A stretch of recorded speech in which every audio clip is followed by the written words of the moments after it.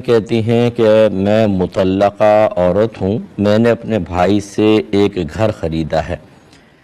میری ایک ہی بیٹی ہے، کیا میں وہ گھر اپنی بیٹی کے نام کر سکتی ہوں یا نہیں؟ جی بالکل آپ کر سکتی ہیں۔ اپنی زندگی میں آپ جس کو چاہیں وہ اپنی چیز ہبہ کر سکتی ہیں، تحفتاً دے سکتی ہیں۔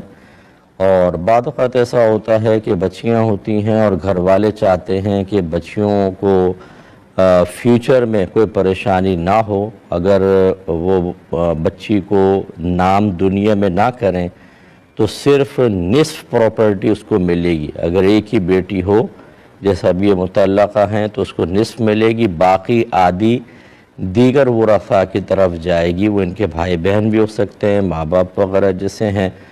تو وہ بچیاں بعض اوقات محروم رہتی ہیں تو اپنی زندگی میں ہی ان کے نام کرنے کی کوشش کرتے ہیں، تو بالکل آپ کر سکتی ہیں۔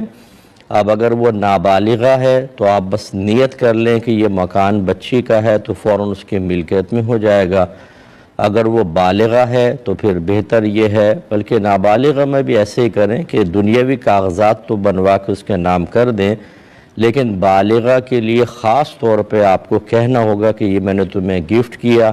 اور وہ جواب میں کہہ دے کہ ٹھیک ہے میں نے اس کو قبول کیا۔ یہ بات یاد رکھیں کہ جب بچی بالغہ ہے تو وہ اپنے مال میں تصرف کرنے کا پورا اختیار رکھتی ہے۔ وہ چاہے تو آپ کے نام کرنے کے بعد وہ بیچے، کسی کو تحفتاً دے دے، چاہے کرائے پہ چڑھا دے۔ اگر وہ کہے کہ آپ کرائے پہ رہ لیں، میں اپنا یہ مکان کرائے پہ چڑھا رہی ہوں، تو آپ کی تیوری پہ بل نہیں آنا چاہیے، کیونکہ وہ اس کی چیز ہے، وہ جیسا بھی کرے۔ پھر ساتھ میں آپ رہ سکتی ہیں کہ نہیں، تو یاد رکھیں وہ مالکہ ہو گئی۔ اگر وہ نابالغہ ہے تو اس کے ساتھ رہ سکتی ہیں، لیکن جیسے ہی بالغہ ہوگی یا پہلے ہی وہ بالغہ ہے تو اس کی پرمیشن لینی ہوگی کہ اجازت دیتی ہو کہ میں تمہارے ساتھ رہ لوں۔ اگر وہ خوش دلی سے اجازت دے تو پھر آپ ان کے ساتھ رہ بھی سکتی ہیں۔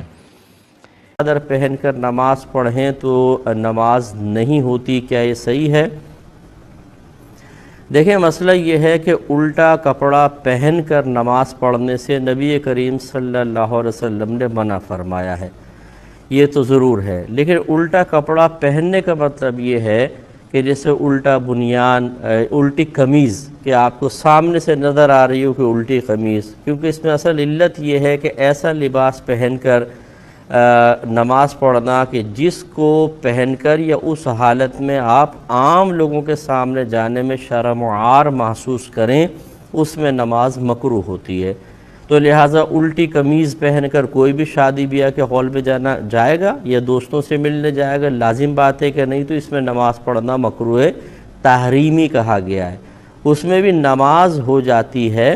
لیکن اس کا لوٹانا واجب ہوتا ہے، اور اس طرح جان بوجھ کے پڑھنے والا گناہگار بھی ہوتا ہے۔ اس سے معلوم ہوا کہ اصل الٹا کپڑا پہننا نہیں، یعنی اصل علت یہ نہیں ہے، اصل یہ ہے کہ ایسا کپڑا پہننا یا اس انداز سے پہننا کہ عام لوگوں کے سامنے جانے میں شرم و عار محسوس ہو، تب منع ہوگا۔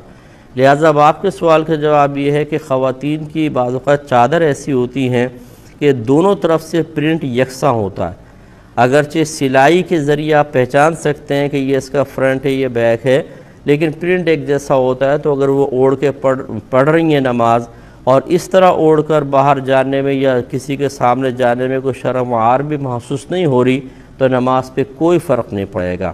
اور اگر ایسا ہے کہ اوپر سے بہت ہی خوبصورت ہے اور الٹا کر دیں تو عجیب و غریب لگے، اور اس عجیب و غریب انداز میں آپ کسی کے سامنے جانا پسند نہ کریں، تو پھر یہ کہا جا سکتا ہے کہ اس میں نماز مکروہ ہے۔ نماز پھر بھی ہو جائے گی، فرضیت ادا ہو جائے گی، لیکن اس نماز کو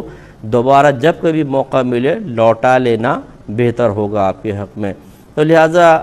عورتوں کے لیے چادر کے معاملے میں کافی نرمی ہے، جو علت اصل میں نے بتائی اس کو بس اپنے پیش نظر رکھیے۔